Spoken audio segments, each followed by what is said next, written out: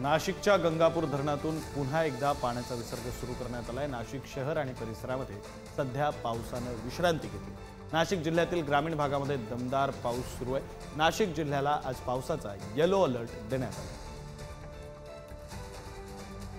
नाशिककरांसाठी आनंदाची बातमी आहे। नाशिककरांना पाणी पुरवठा करणारे गंगापूर धरण 98% भरलेला आहे, तर संपूर्ण जिल्ह्याचा पाणीसाठा हा 99% इतका झालेला आहे।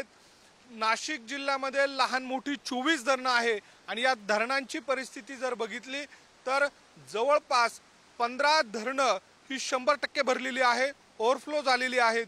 पावसाची स्थिती आणि हवामान विभागाने दिलेला इशारा या सगळ्या पार्श्वभूमीवर काही धरणांमधनं विसर्ग करण्याचा निर्णय देखील जिल्हा प्रशासनाच्या माध्यमातून वेळोवेळी घेतला जातो।